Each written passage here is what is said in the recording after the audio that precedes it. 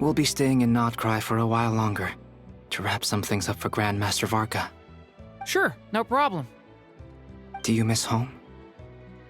To be honest, I do. I know the Grand Master's been away from Mondstadt for much longer, but for me, this is the longest I've been away from home in my life. If there's anything you'd like to say to your friends back home, I'm sure Varka would be happy to write it down in a letter for you. There's no need. I prefer talking face to face. Seeing their expressions and reactions, it makes me feel at ease.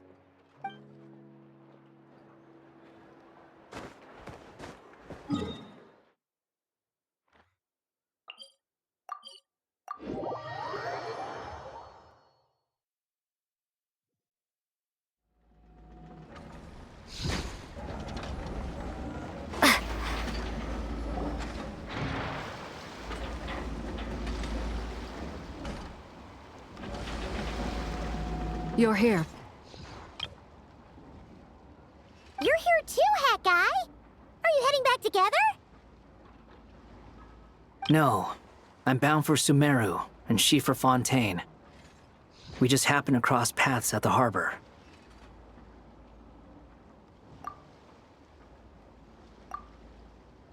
Everything seems fine. Sandrone may have an abominable temper, but she's always been very responsible with important calculations, and things entrusted to her by valued friends. You always speak as if you know us inside out, Mr. Hat Guy. Maybe I'm just a good judge of character. I certainly hope that's all there is to it. Regardless, you have been a significant help in this matter. For that, you have my gratitude. I didn't do anything special. Sandrone's the one who completed a seemingly impossible formula and turned the tide of the entire battle, even giving her life in the process. She's the one we should be thanking.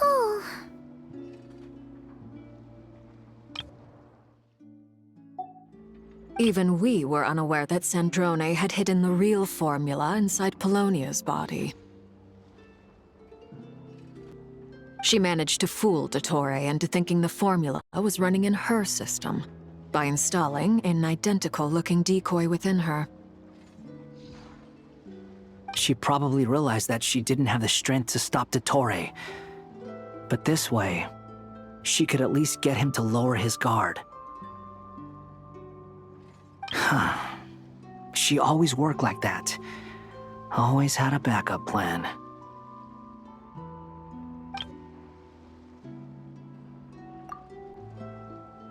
Well, that's why I'm traveling to Fontaine. She made a request of me long ago, and the time has come to fulfill it. Think of it as her will. She said that should she ever fail in a mission, she'd like me to deliver her core and Polonia's to the Fontaine Research Institute. She also mentioned that she had made arrangements for people there to set her affairs in order. Some of her personal effects, such as her notes, were left to me. I've decided to take them back to the House of the Hearth, for safekeeping primarily, but also as mementos, I suppose. However, there is one book among them that I'd like to leave in your care. I'll have someone deliver it to your residence at the flagship at a later date. No, I was specifically warned not to tell her. This is her last wish, and I will abide by it.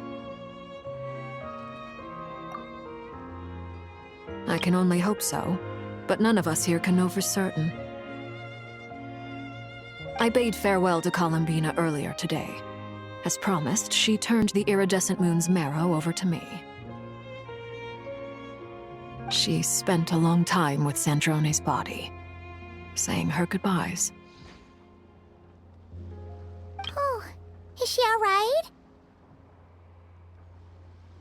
Sandrone's passing has left a great wound in all of our hearts. It will take time to heal.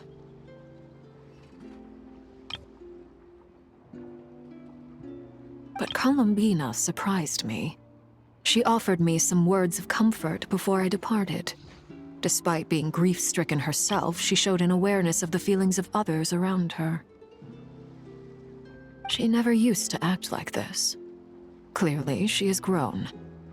And I suspect that we have you to thank for much of the change we are seeing in her. Huh. After these recent events, the Tsaritsa has revoked the Pale Star Edict. Snezhnaya now realizes that the arrest warrant for Columbina was just a ploy by Dottore, who coveted her powers. I shall return to Nodcry to see her as soon as I find the time. I hope that from now on, she too will explore more of the world. Columbina Hyposelenia's journey is only beginning. My ship is here. Traveler, Paimon, we shall meet again. You too, Hat Guy.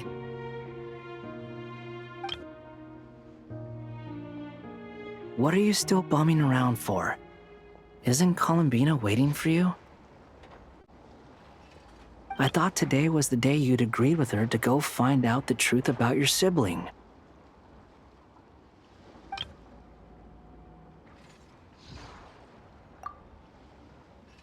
You're afraid you won't like the truth when you see it. Well, this is new. I was starting to think that nothing could scare you. Don't say that! Wouldn't you be if you were in this situation? Fair point. But I'd say I have more experience facing up to unpleasant truths than the Traveler. They say blood's thicker than water. I know how much you need your family back. More than you need any of your friends. And I'm sure that all your real friends understand that too.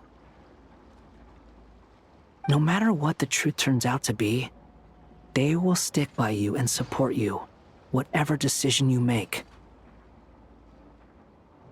Finding the truth is important, but more important still is what you choose to do once you've found it.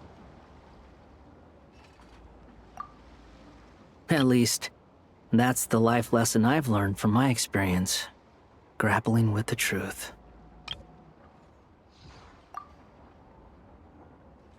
What? Now that Dottore's dead and gone? A little, I guess. But it hasn't solved everything. Maybe I regret not getting to end his life with my own hands. Or maybe it's something else. But for whatever reason, I still feel like I have a chip on my shoulder. Either way, I'm going back to Sumeru. Lesser Lord Kusanali is gonna need help dealing with all the chaos Dottore left in his wake. Not just from this incident, but everything he did in the past, too. You should continue with your journey, as you've always done. Who knows? Maybe we'll meet again someplace else.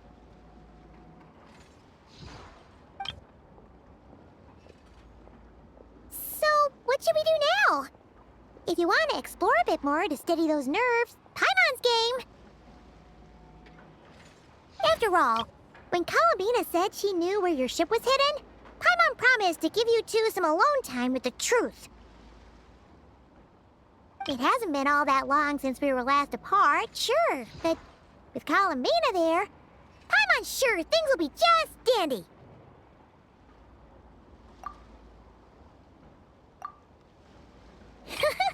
Ain't no biggie. Paimon might be all about that food and fun, but she knows how to do right by people. Paimon's sure you'd prefer to digest the news about your brother in peace. But, no matter what you see, just know you can share it with Paimon. Of course, as long as it's not super private. If you can't make sense of something, let's give it some thought together. And even if we both can't figure it out, Paimon can at least treat you to a nice meal.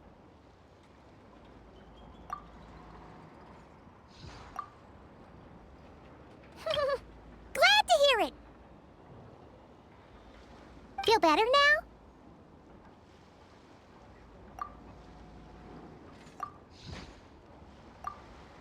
now? Alrighty.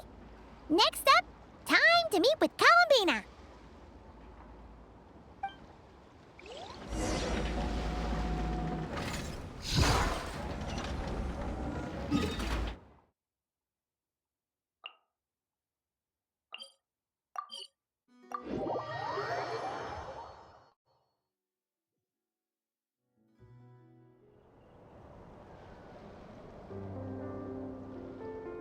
Columbina, we're here! Can't quite believe we're meeting out here. We've gotten used to walking over to Silver Moon Hall whenever we go see you. Well, you're still welcome to go there whenever you want to see me. It's just, now that it's all over, I've decided to make some changes. Try and fit in with the Frost Moon Scions, like Lama suggested.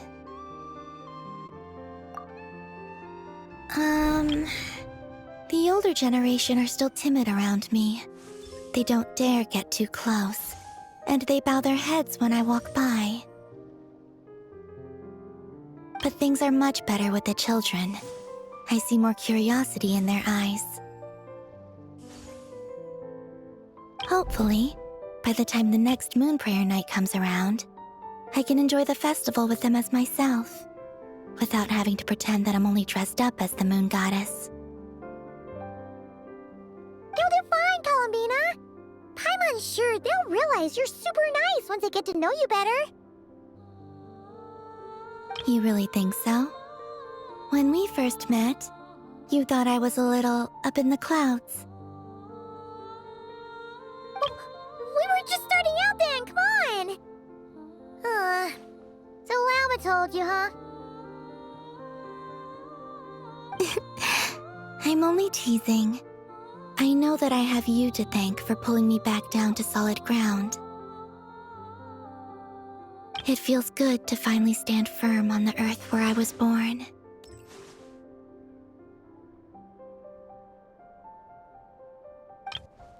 Oh, that's great!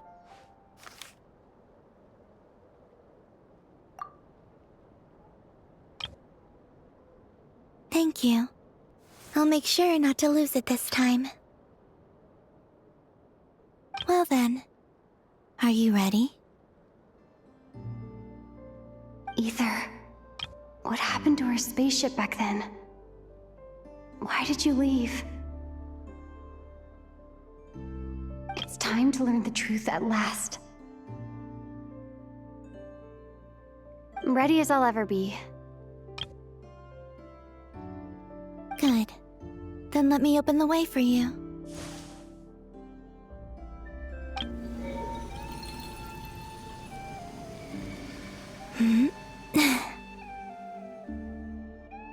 Where does this lead? To our shared destination. Huh? Do you remember me telling you about my missing prologue back when we just met? I said that my story began on the moon. But while I was inside the moon's reflection, I realized that my prologue was really hidden in the future. I just had yet to discover it at that point. The story of the time before I was born was in fact the story of my distant future. It's truly fascinating. But when I obtained the Trilunar Authority and returned to our present reality, I sensed something I hadn't expected. Your prologue. So you mean... Yes, your spaceship. All this time, it has been hidden on the Frost Moon, which lay beyond the sky.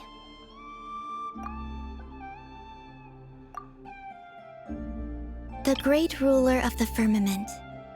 The heavenly principles. Wait, them? Why would they do that? I don't know. Perhaps your ship contains something that is incompatible with Tevat. Or something that cannot be known.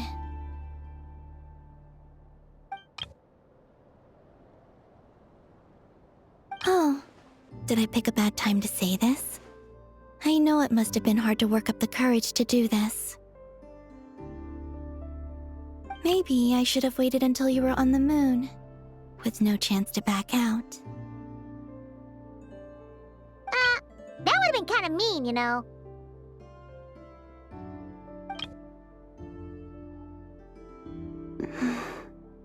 Take me there. Oh? Whatever is hiding in that ship, it belongs to me and Ether. Those memories belong to us. No one else has the right to decide whether I should or shouldn't know about it. Not even the Heavenly Principles.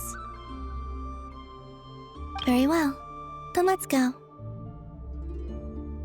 You two take care, alright? And don't forget to come back soon! Rest assured, Paimon. We will. Traveler, after you.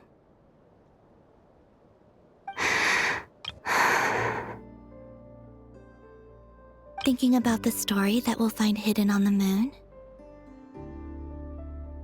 Yes. And hoping that it has a happy ending. Stories like that don't exist, you know? You don't believe in happy endings?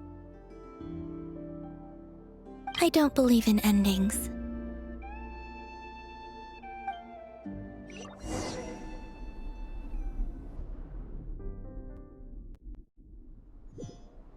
Where am I? This is the pathway I built between Tevat and the Frost Moon. The moon is very far away from us, so it could be a long journey.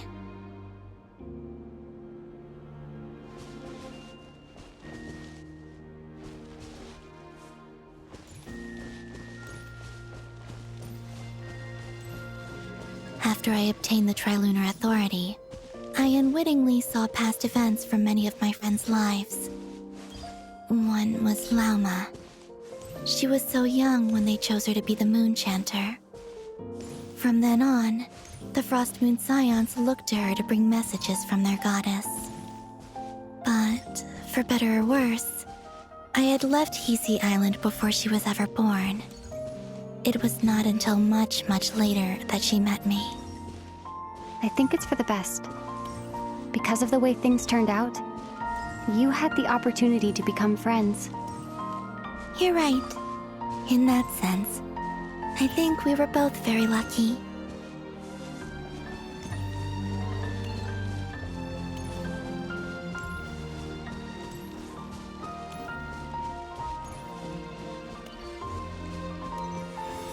Oh, and about that mage, Nicole.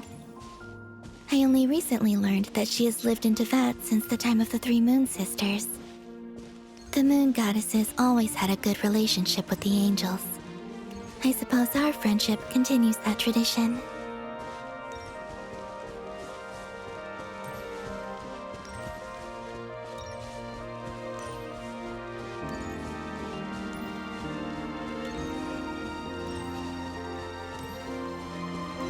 And then, there's Sandrone.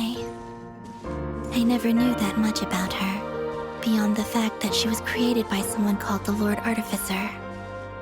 She, too, suffered for a long time before joining the VIII.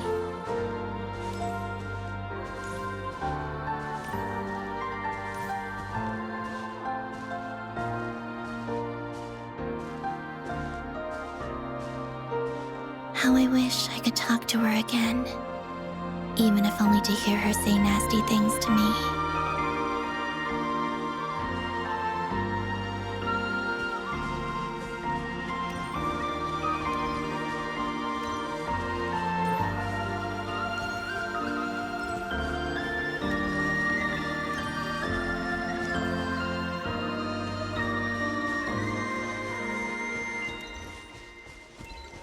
Also, I saw your siblings' story.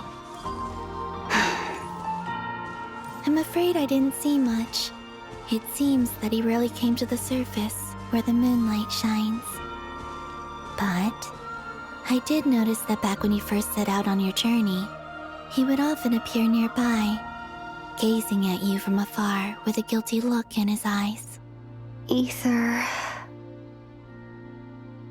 Let us speak no more of the past. I probably shouldn't reveal so much about my friends. It's not my place. Let the moonlight carry us forth. We are very close now.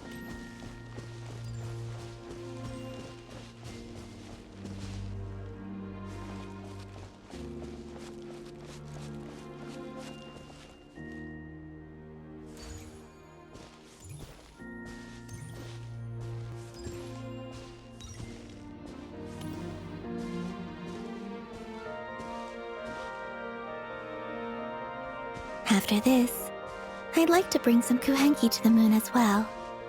If they're willing, of course. What about your other friends? Will you bring them to visit too? Certainly. But I'll need to tidy the place up first. This home hasn't received any guests in a long, long time.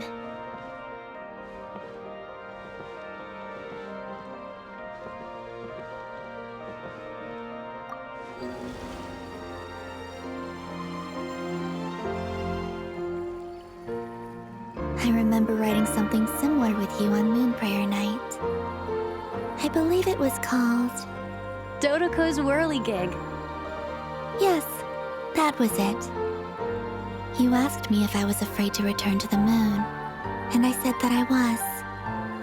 The idea that I had gained something precious, only to lose it so quickly. That frightened me. But I'm not afraid anymore.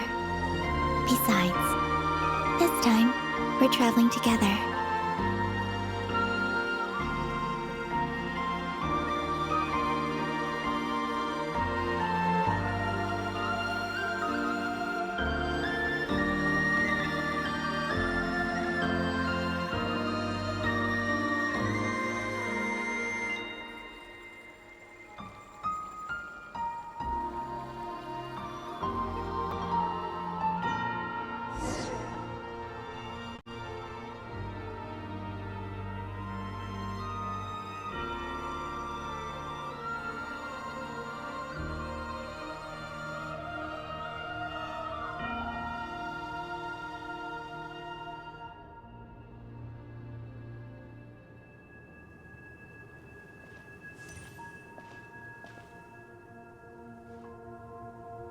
We're here.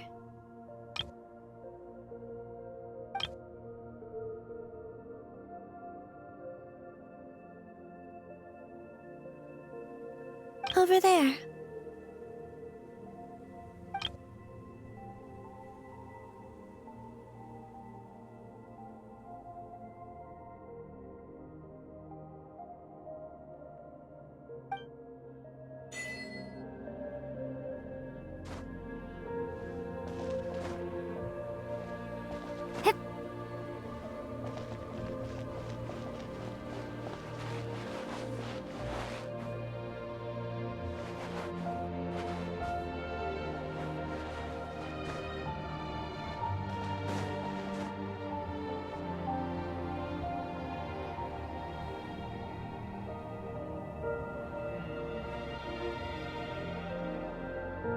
Our spaceship. It's huge. I suppose that the moon is the only place one could hide it.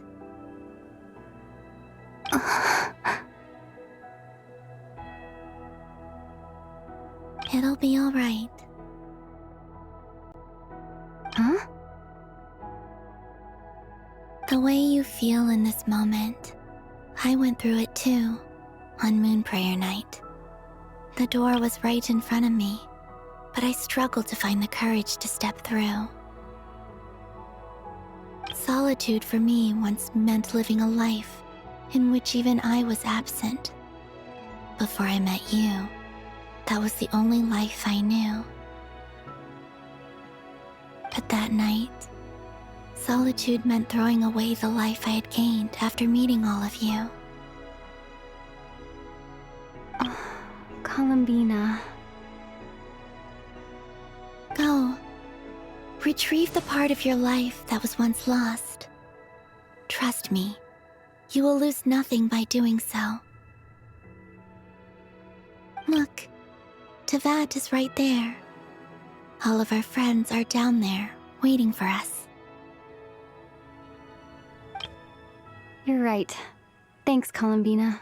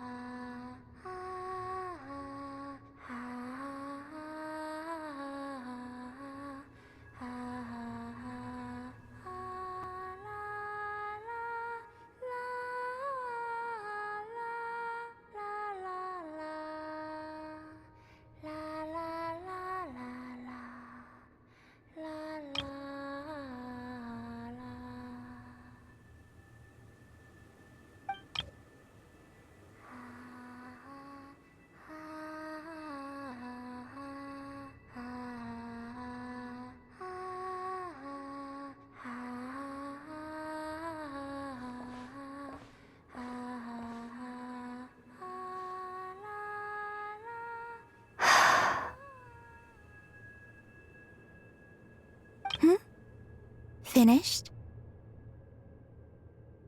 Yeah. Why did you take your eye mask off?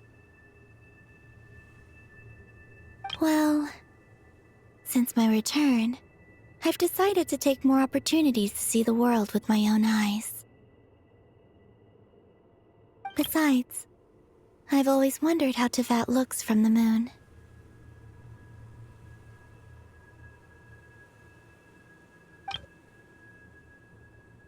And what do you think? It's beautiful. I could spend a whole day here just gazing at it. What about you? What do you think of the truth you found? I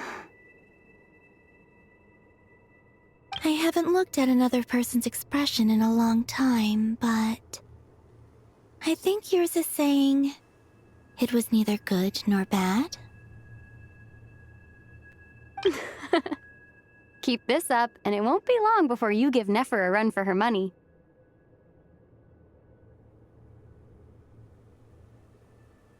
Oh, I don't think that's going to happen. I'm much more used to sensing what's going on around me with Kuvaki. I think I'll save my eyes for seeing special moments I really want to remember. I read the spaceship's flight logs. I always assumed that this was my first time in Tevat. I thought that Ether and I must have been hibernating in space for centuries on end. But the logs show that our spaceship flew over the skies of Tevat once before. A long, long time ago. Flew over? So you didn't land? No. The ship barely came to a stop before flying on again. After that, it continued traveling through space for a long time. Some of the data is corrupted, but I suspect that it kept flying for thousands of years. It was only after that that the ship made a forced landing in Nodcry.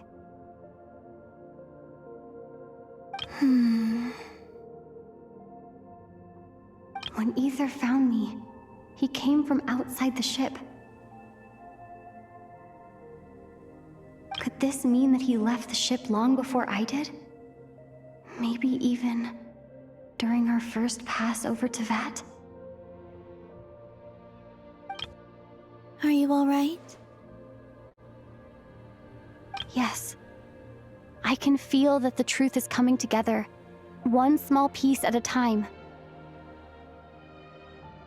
I remember Ether telling me that when he first arrived in Conria, he could not recall the past.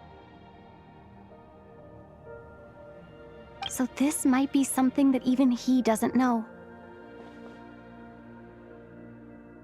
Here, I made some space for you. Your mind must be racing, and this seems like the perfect place to relax and clear your head. Oh, wait, there's one more thing. What is it? Wait here a moment.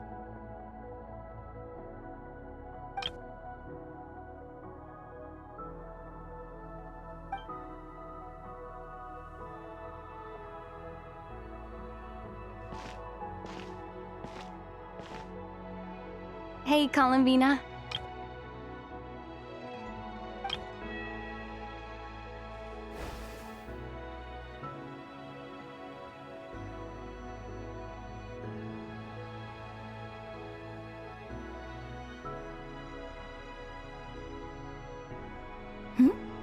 Is that a new outfit?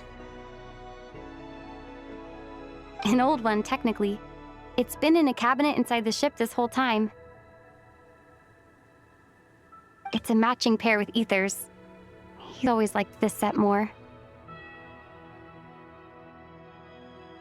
Huh. I don't think there's a huge difference. Really? Yes, it's still the same you. You're the same person, no matter what clothes you wear. Only Columbina would make an observation like that. Traveler, do you consider Tevat your home? Home is wherever Ether is. But then, after all the time I've spent here and everything I've been through... Yes, I'd say it's my home. Would you change your answer if Tevat changed appearance? I mean, if the truth about Tevat turned out to be different than what you thought.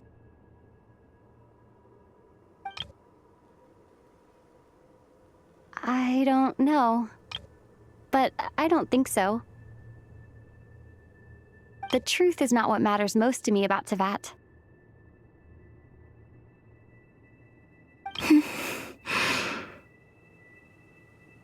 When I was first born, I longed for a home. And when you get something before you're mature enough to understand the world, you just take it at face value. I thought that a home was a transaction. You give me what I want, and I'll do the same for you. But you and your friends taught me what a true home should look like.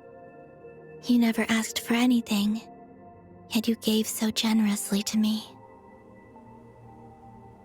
That's because your friendship matters to us. It was worth it. In the past, I thought that my birth in Nodcry must have been a mistake.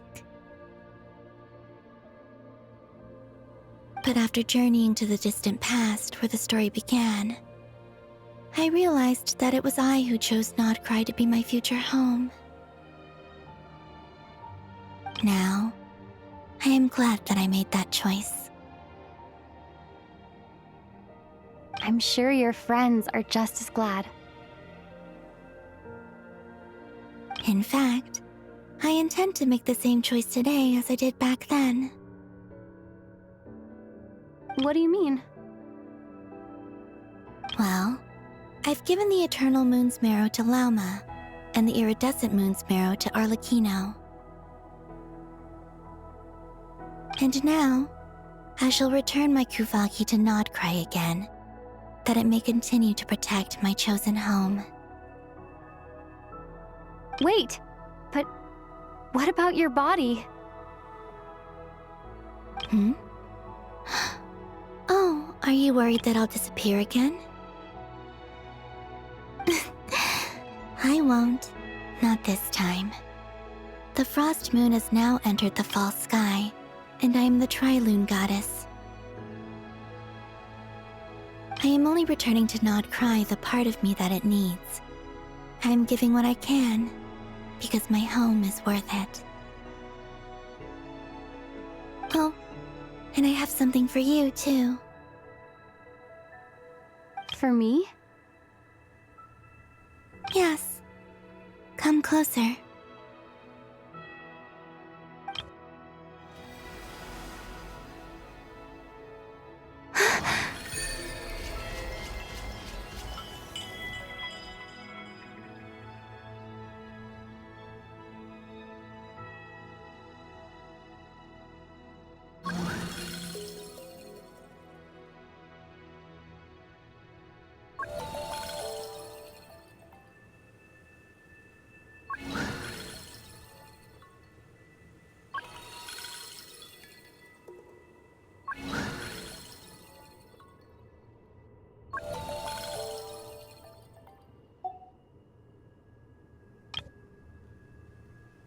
What was that? I lifted some of the restrictions this world placed on you. I trust this will help in your future adventures. My power. It feels like it's grown. I can use the elements more freely now. Thank you. This will be a great help. You're welcome. I see you as family, and after everything you've done for me, In fact, no. It's not because I owe you. It's because you're worth it. Here. This flower is for you.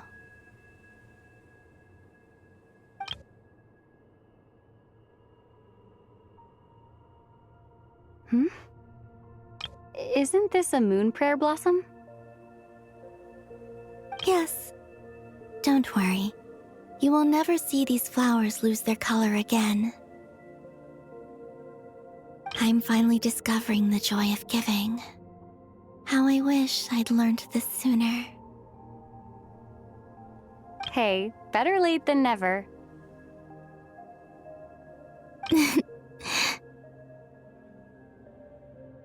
What are you thinking about now? Why don't you take a guess? You get 1 shot. I don't think I'll get it in one guess, but I'm sure it's a happy thought. That's kind of a sneaky answer. I can't say you got it wrong. Down into that, the moon seems so far away. I felt it might always lie beyond my reach. But on the moon, everything feels so close by. The haze that once enshrouded the skies has finally been dispersed. I feel like a traveler on a winter's night, starting a new chapter in my tale by the warmth of a bonfire. I don't have a lot of luggage, but I do have a lot of hope for the future. Well, what's next? Next, to start with, I want to stay here just a little longer. After that, let's return home and continue our journey.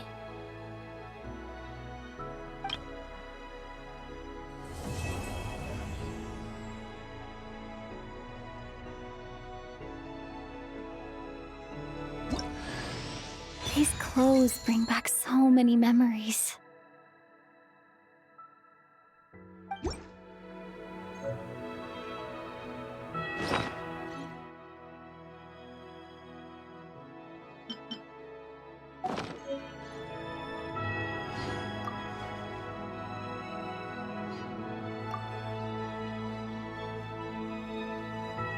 The journey goes on, for you and for me.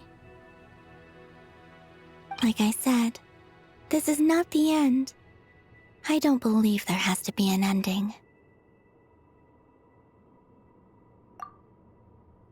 Oh, is that your next destination? Most people would probably tell you to pack some warm clothes. But I experience things differently than most people, so I can't know how cold it is. In fact, it is home to quite a wondrous heat source. I think they call it Kreshnik's torch. Every city in Snezhn, I sensed the energy it gave off as I was passing by on a railway train. It felt grand and distant. In fact, it is home to quite a wondrous heat source. I think they call it Kreshnik's torch. Every city in Snezhnaya is built around one of those. I also recommend the Korolievsky troupe in Snezhnograd. They give performances quite regularly, and entry was free for harbingers. I liked them a lot.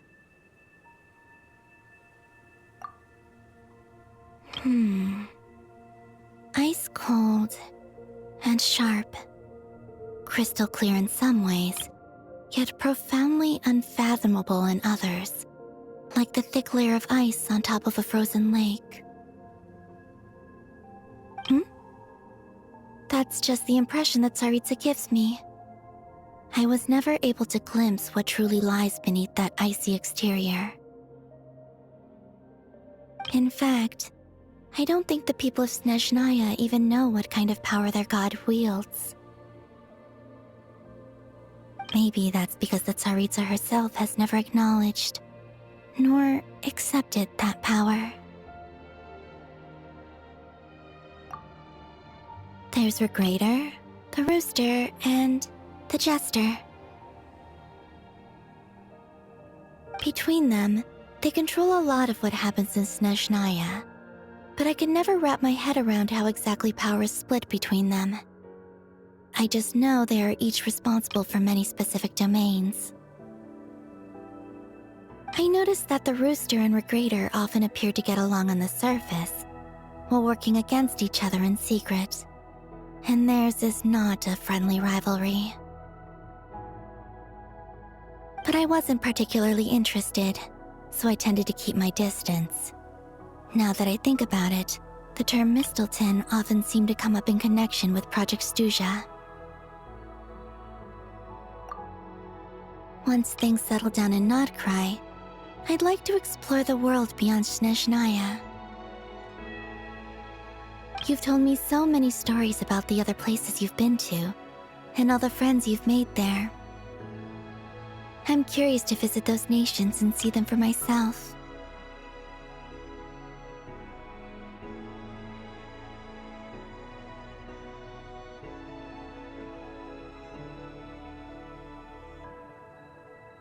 It would also help me learn more about the journey that has made you into the person you are today.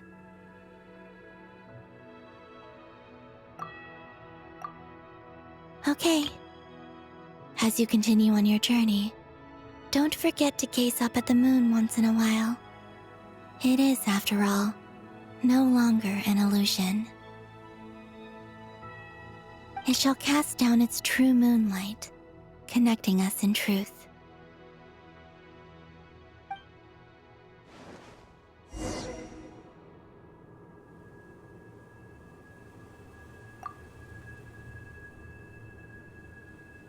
The journey goes on, for you and for me.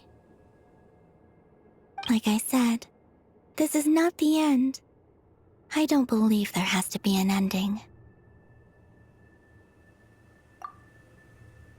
Okay. As you continue on your journey, don't forget to gaze up at the... It shall cast down its true moonlight.